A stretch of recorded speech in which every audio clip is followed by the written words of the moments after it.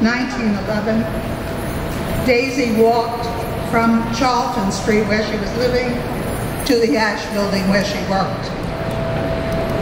She was born in British Columbia, West Indies, of Spanish and English parentage, and she had been injured in the Great Kingston earthquake of 1907.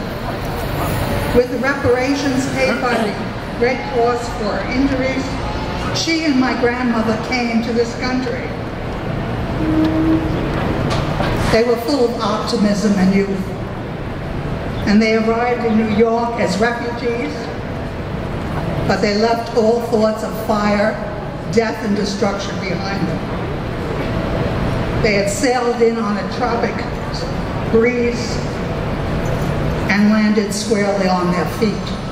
By 1910, my grandmother was in nursing school at Coney Island, and Daisy was living in a boarding house south of the village.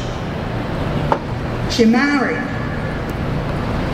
and was a bride of 10 weeks when she came to work that fateful morning. Her husband had left for Switzerland, where he was going to buy an inn, and the two of them were going to start out in a new life. The world lay all before her. Daisy Lopez Fitze never came home from the Triangle factory fire. When it broke out, she was on the 8th floor. I'm sorry. When it broke out on the 8th floor, she was on the 9th floor where she worked. But very shortly thereafter, there was no place to go. I need not repeat the details of the fire that you've heard so very often. Elevators jammed, doors were locked, entries and entrances and exits were terribly narrow. Girls panicked, and they died. 146 people died, most of them immigrant girls. And New York was astounded and overwhelmed. They were in unparalleled grief.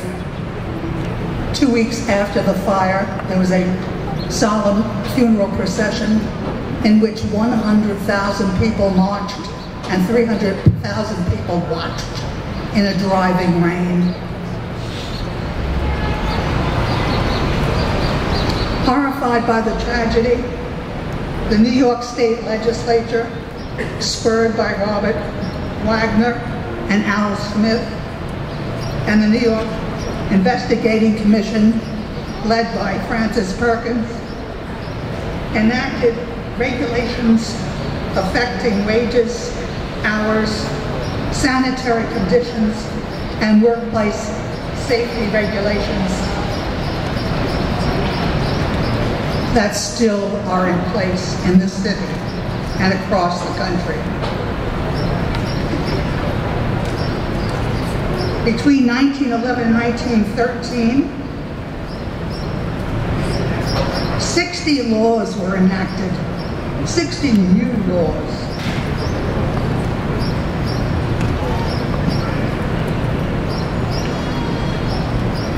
To ensure the safety of working places. Entries and egresses were mandated, the availability of fire extinguishers, the installation of alarm systems, automatic sprinklers and fireproofing, better eating and toilet facilities for workers. All these elements were enacted. The fire also strengthened the national union movement and led to the growth of the International Ladies Garments Workers Union, which fought for better working conditions for sweatshop workers everywhere.